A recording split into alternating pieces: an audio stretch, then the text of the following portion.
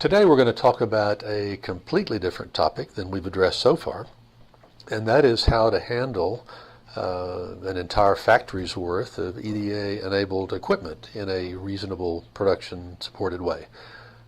With the power that EDA offers, it needs to be managed carefully, and when you imagine a fab of 2,000 pieces of equipment with the capability to provide megabytes of data every second, handling that in a reasonable way in a good system architecture is a major challenge.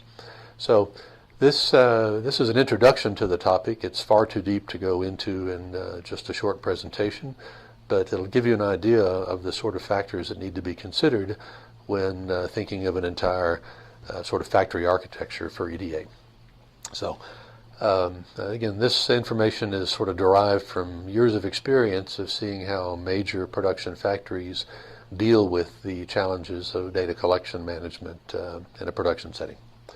So first of all, since EDA is unique in that the equipment itself stores the model of what's capable of being collected, that means in a big factory you may have 2,000 independent models in the factory. And having them all distributed across the factory is not a reasonable way to handle that. And especially when you consider that in a major factory you may have 30 or 40 pieces of almost identical equipment which will have very similar, if not identical, models. Well, having some way of actually creating, editing, modifying, controlling that information is essential. And so there would be a need for a model manager sort of function to do all that. It's both for reasons of control and software engineering efficiency. Now, the other key aspect of EDA that is managed by the equipment are the data collection plans. So you remember that these are actually stored on the equipment, enabled from the outside, but stored there and are responsible for monitoring conditions in the tool and providing data. Well, again, if you have 30 or 40 pieces of equipment with identical configurations and data collection plans, you don't want to be handling those independently. You'd like to have some sort of plan manager where that information is handled in a consistent way. Moreover, you will want to make sure that the GEM data collection planning and the EDA data collection planning is done consistently, and so it's likely that the plan manager will have an integration component with the existing data collection environment. Another important piece, of course, is the actual data collection part. So there'll be some piece of software that is closest to the tool interface that is actually implementing the E134 data collection services. This is where you would likely do the scaling and units conversion and the conversion to factory naming convention. So even though there are standards for the metadata models, most factories have their own naming convention standards that have to be applied early in the data collection process so that the rest of the factory applications can deal with it consistently. So you would have a data collection agent that would perform all those functions, which may also include a routing component in case you don't actually allow any application to connect the equipment.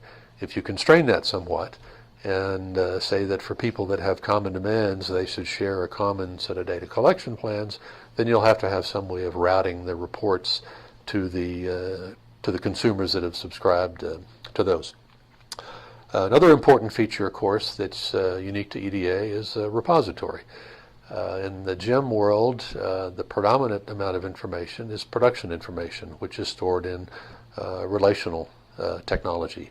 The bulk of EDA collected data is going to be very dense, very time series oriented data, and for that there are actually very special storage technologies available commercially. In the industrial world, these have been called historian repositories. But having a way of aligning the data that is stored in a time series historian versus the data in the relational production databases is important, and so you may need to have some routing amongst those pieces in an EDA environment as well. From a performance standpoint, since EDA does provide a lot of flexibility in terms of the number of clients you can have, you have to monitor the performance carefully, And although the standard does provide features for performance warnings and notifications, the response to those notifications has to be handled somehow on the factory side in a reasonable way. And so a performance monitoring and response module is a very likely element to have in any major factory system. And then finally, some sort of administrator toolkit. Even though for a small pilot project it may be feasible to have some sort of desktop or laptop tools to manage the interaction of applications with equipment, when you scale that to a factory level, you're going to want to have the sort of sign-off control and configuration management that's only providable in an administrative toolkit.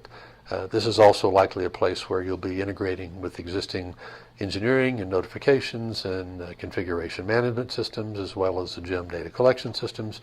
And so this is not a standalone module. It's something that would be very specific to a given fab environment. So I hope this introduction has kind of given you a taste for the challenges that will exist in implementing a well-structured EDA system at the factory level. And Symmetrics is prepared and happy to help you with any of the details that you want to consider. So thank you.